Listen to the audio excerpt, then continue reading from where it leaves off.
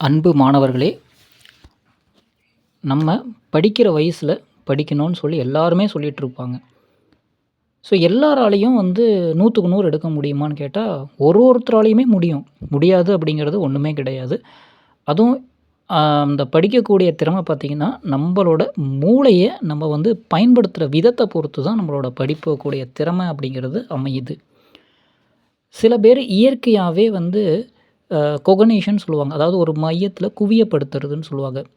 இப்போ நீங்கள் ஒரு ஒரு கல் உங்கள் கையில் கொடுத்துட்டு, ஒரு மாமரத்தில் ஒரு மாங்காய் உங்கள் கண்ணில் காமிச்சிட்டு, அந்த மாங்காயை நீங்கள் அடிங்க அப்படின்னு சொல்லி குறிப்பாத்து கொடுக்குறோம் அப்படின்னா, சில பேர் இயற்கையாகவே அவங்களால அதை ஃபோக்கஸ் பண்ணிக்க முடியும். கவனத்தை தன்னைத்தானே செலுத்திக்க முடியும், குவியப்படுத்திக்க முடியும். அது பாரம்பரியமாக வரக்கூடிய மரபொழியாக இருக்கலாம், அல்லது அவங்களுக்கு இயற்கையிலேயே அந்த ஒரு தன்மை, அதாவது அந்த குழந்தைக்குன்னே ஒரு தன்மை இருக்கும் இல்லையா? ஸோ அந்த தன்மையிலையுமே அது வந்திருக்கலாம். ஆனால் எல்லாராலையும் முடியும், சரிங்களா? ஸோ ஒருத்தருக்கு ஒரு வாய்ப்புலேயே அது கிடைச்சிரும். சில பேர்த்துக்கு ஒரு 2, 3 வாய்ப்பு வரும். சில பேருக்கு ஒரு 4, 5 வாய்ப்பு வரும். அவ்வளோதானே ஒழிய, சில மாறுபாடுகள் தான் இருக்குமே ஒழிஞ்சு, முடியாது அப்படிங்கிற செயல் எதுவுமே கிடையாதுங்க. இந்த கல்வியை பொறுத்த வரைக்கும் நிறையா மாணவர்கள் படிக்க முடியல, கவனத்தை நிலைநிறுத்த முடியலைங்கிறது தான் அது குறை. படிக்க முடியலைங்கிறது குறை இல்லைங்க, நல்லா புரிஞ்சுக்கணும். படிக்காதவங்கன்னு யாருமே கிடையாது. அனைவருமே கற்றலுக்கு தகுதியானவங்க தான். அதாவது பள்ளிக்கூடம் படிக்கிறதுக்கான எல்லாராலையும் முடியும், கரெக்டுங்களா? ஸோ அதில் எங்கே தப்பு நடக்குதுன்னா, நம்மளோட திறமை என்ன அப்படிங்கிறத நம்ம நம்மளே சீர்தூக்கி பார்த்துக்கிறதுல ஒரு குறை இருக்குது, கரெக்டுங்களா? 2வது நம்மளே திசை திருப்பிக்கிறது. ஏதோ ஒரு சின்ன டிஸ்ட்ராக்ஷன்னு சொல்லுவாங்க இல்லையா? ஸோ கவனத்தை இயற்கை இப்போ வீட்டில் பார்த்திங்கன்னா, ஒரு ரூமில் நமக்கு தேவையான புஸ்தகம் இருக்குது, நம்ம படிக்க நான் பாட்டுக்கு உட்காந்தா கூட நண்பர்கள் தொல்லையாக இருக்கலாம், உறவினர்களாக இருக்கலாம், அல்லது ஏதோ ஒரு நம்மளே எல்லா வேலையும் செஞ்சுட்டு படிக்கிற மாதிரியே கூட சூழ்நிலை இருக்கும். ஸோ ஏதோ ஒரு டிஸ்ட்ராக்ஷன் கவனம் சிதையறதுக்கான ஒரு வாய்ப்பு இருக்குமே ஒழிய, எல்லாராலையுமே கண்டிப்பாக சத்தியமாக படிக்க முடியும். அதில் எந்த மாற்று கருத்தும் கிடையாது. 2வது படிப்பு அப்படிங்கிறது என்னன்னு நம்ம முதல்ல தெரிஞ்சுக்கிட்டோம்னா, அதை நம்ம அதுக்கப்புறம் படிக்கிறது ஈஸியாக கஷ்டமான்னு அப்புறம் ஒரு முடிவுக்கு வருவோம், கரெக்டுங்களா? படிப்பு அப்படிங்கிறது, அந்த படிப்பில் என்ன தான் இருக்குது, 5 பாடங்கள் இருக்குது இல்லையா? தமிழ், ஆங்கிலம், கணிதம், அறிவியல், சமூக அறிவியல். இப்போ 5 பாடங்களுமே என்ன தான் அதில் கொடுத்துருக்குறாங்க? புதுசாக வேறு உலகத்தில் இருக்கக்கூடியதை நம்ம படிக்கிறோம்?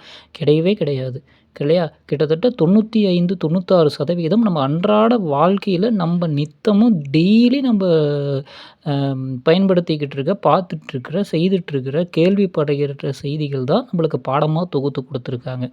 அதனால் நம்ம ஏதோ ஒரு பெருசாக நம்மளை உருவாக்க சொல்லலை. அந்த பாடத்தை புதுசாக நீங்கள் உருவாக்குங்க அப்படின்னு சொல்லி நம்மக்கிட்ட அந்த சுமைகளை சொல்ல வரல. அந்த பாடல்களை நம்ம உருவாக்க சொல்லலை. நம்ம பாடல்கள், மனப்பாட பாடல்கள்லாம் பார்க்குறப்போ அவ்வளோ கடினமாக இருக்குது. நம்ம ஒரு திருக்குறள் படிக்கவே அவ்வளோ கடினமாக இருக்குது. ஆனால் 1330 திருக்குறள் எழுதின திருவள்ளுவரோட நிலைமையை நினச்சி பாருங்கள், அதோடைய கருத்துக்கள் நினச்சி பாருங்கள், அதோட வார்த்தை கோர்வைகள் எப்படியெல்லாம் இருக்குது, எத்தனை அணிகள் இருக்குது இல்லைங்களா? சுவமை அணி, எடுத்துக்காட்டு ஓமை அணி, பிரிது மொழிதல் அணி, எத்தனை அணிகளுக்கு அது எடுத்துக்காட்டாக எப்படி வேணால் நம்ம பயன்படுத்திக்கிறோம் இல்லைங்களா?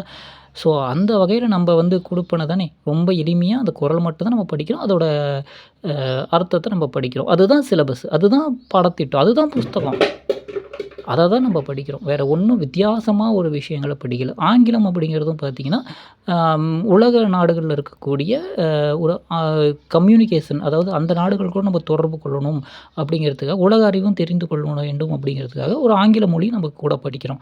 அதுலேயும் எப்படி பேசணுங்கிறது இருக்குது, அந்த வார்த்தைகளை எப்படி கோர்த்து படிக்கணுங்கிறதையும் அதிலே தெளிவாக செயல்படுது. 2வது நம்ம ஆங்கிலம்ங்கிறது இப்போ அன்றாடமே நம்ம கிட்டத்தட்ட ஒரு 50-60% அன்றாட வார்த்தைகளாகவே நம்ம கேள்விப்பட்டுக்கிறோம். ஸோ அதை பொறுத்து எந்த பிரச்சனை. கணிதம் அப்படிங்கிறதும் அன்றாட, அதாவது மூளையோட சிந்தனை பகுதியை கற்பனை சிந்தனை பகுதியை அது தூண்டி விடுது. ஸோ அதனால் அதையும் நம்ம எளிமையாக நம்ம கற்றுக்க முடியுது தான். அறிவியலை பற்றி நம்ம சொல்லவே தேவையில்ல. நம்மளோட ஆராய்ந்து அறியக்கூடிய மனப்பான்மையை தூண்டி விடுறதுனால அது நம்மளுக்கு பெருசாக ஒன்றும் கடினமான சபையில் கிடையாது, இது கிடையாது. அடுத்து சமூக அறிவியலை பொறுத்த வரைக்கும் அந்த பாடங்களும் ரொம்ப அன்றாடம் இருக்கக்கூடிய செயல்பாடுகள் தான். அதாவது இன்றைக்கி நடக்கிற விஷயம் நாளைக்கான வரலாறாக மாறுது. நாளைக்கான வரலாறை பற்றி நம்ம பேசணும்னா இன்றைக்கான அது எதிர்காலத்தை பற்றிய சிந்தனையாக மாறுது. அப்போ 3மே நம்மளுக்கு வருது. அப்புறம் எப்படி வாழணுங்கிற வாழ்க்கை முறை குடிமியல், புவியியல் பாடத்திலலாம் நம்ம படித்து தெரிஞ்சுக்கிறோம். அதனால் நான் சொல்ல வர்றது என்னன்னா, இத படிப்ப வந்து ஒரு அழுத்தமா நினைக்காதீங்க. கரெக்ட்டுங்களா? இப்போ நீங்க ஒரு வாட்டர் கேன்ல அல்லது ஒரு சொம்புல தண்ணி வந்து நீங்க நின்னுக்குங்க நேரா. நின்னுட்டு அந்த சொம்பு தண்ணிய வந்து கையில புடிச்சுக்கிட்டே நில்லுங்க. ஸோ எவ்வளோ நேரம் உங்களால இருக்க முடியும்? ஃபர்ஸ்ட்டு ஒரு 5 நிமிஷம், 10 நிமிஷம் பெருசா ஒண்ணும் வெயிட் வராது. அப்புறம் 1 மணி நேரம், 2 மணி நேரம் ஆக ஆக கொஞ்சமா கை வலிக்கும். இதே நாட்கணக்குல போணுச்சுன்னா, அதிகமான கை வலிகள் வரும் இல்லையா? அப்போ அதாவது அது போல தான் அந்த பாடங்களும். அன்றாடம் கொஞ்சம் கொஞ்சமா படிச்சுக்கிட்டே போயிட்டோம்னா, பின்னாடி நம்மளுக்கு எந்த ஒரு சுமைகளும் வராது. ஆனா நம்ம சுமந்துட்டே இருந்தோம்னா, அந்த எப்படி சொம்புல இருக்க தண்ணி நம்மளுக்கு சுமையா மாறுதோ, அதே மாரி நம்மளுக்கு இது ஒரு மனச்சுமையா மாறிடும். கரெக்ட்டுங்களா? 5 சப்ஜெக்ட்ட படிக்கிறோம். கொஞ்சம் கொஞ்சமா அதாவது படிச்சு வச்சுட்டு போயிட்டே இருக்கணும். வீட்ல நடக்கக்கூடிய சூழ்நிலைகளோ அதாவது பர்சனல் வேற, ப்ரொஃபஷனல் வேற. நம்ம படிப்பு தான் நம்ம தொழில்னா, அந்த தொழில்ல வந்து எந்த மாற்று கருத்துக்கும் இடம் கொடுக்கக்கூடாது.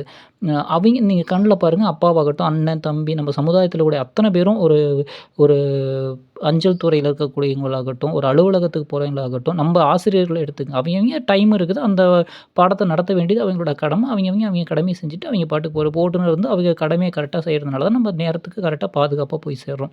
அது அவருடைய கடமை இல்லையா? ஸோ அதுபோல தான் நம்மளோட கடமை படிக்கிறது.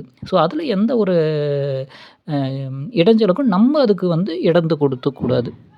கரெக்ட்டா இப்போ ஓட்டுநர் அப்படின்னா எத்தன தடைகள் வந்திருக்கும் இல்லைங்களா? ஸோ எந்த நேரத்தில எது நடக்குங்கிறது ஒரு ஊர்ஜிதமே கிடையாது. அத்தனையும் தாண்டி தானே அவைங்க வந்து அந்த வாகனத்த செலுத்துறாங்க. கரெக்ட்டா? ஸோ அவைங்கள விடவா நம்ப வந்து கஷ்டப்படுறோம்? இல்லையே. ஏற்கனவே இருக்கிறத நம்ம படிச்சு தெரிஞ்சுக்கிறோம். நம்ப எப்படி வாழணுங்கிற முறை தெரிஞ்சு, நம்ம அடுத்தது வாழப்போறோம். அடுத்தது பின்னாடி வர சந்ததிக்கு நம்ம இதையே தான் சொல்லி தர போறோம். இத கத்துக்கிறோம். அடுத்தது நம்ம செயல்படுத்திக்கிறோம். நம்ம அறிவு திறன எப்படி நம்ம பயன்படுத்துறோம், மேம்படுத்திக்கிறோங்கிறத பொறுத்து தான் நம்மளோட படிப்பு அமையுதுங்கிறத நான் சொல்லிக்கிறேன். அதனால படிப்ப வந்து சுமையாலாம் நினைக்காதீங்க. அது ஒண்ணுமே கிடையாது.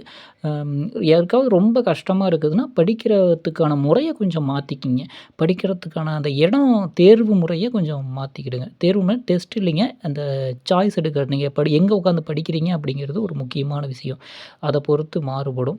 2வது குடும்பத்தில வந்து மத்தவங்க எல்லாம் டிவி பார்க்குறாங்க. நான் வந்து உட்காந்து படிக்கிறேன் அப்படிங்கிற அந்த மனநிலைய நம்ம தான் சரி பண்ணிக்கணும். கரெக்ட்டா? நம்ம வாழ்க்கை நல்லா இருக்கணும் அப்படிங்கிறதுக்காக நம்ம தான் சரி பண்ணிக்கணும். இதில வந்து அதாவது நம்ம சாப்பிடுற உணவு தான் நம்மளுக்கு செரிமானம் ஆகும். ஒரு கேக்கோ, பிரியாணியோ அல்லது வந்து நல்ல நல்ல பழ வகைகள்லாம் பக்கத்தில இருக்கிறவங்க சாப்பிட்டா நம்ம வயிறு நிறையுமா? நிறையாது. கண்ணுக்கு மட்டும் தான் காட்சியா இருக்கும். நாக்கு இதெல்லாம் கிடைச்சா எப்படி இருக்கும்? அப்படிங்கிற அந்த எண்ணம் தான் இருக்கும் ஒழிஞ்சு, நம்ம வயிறுக்கும் நம்ம சுவை நம்மளால உணர முடியாது.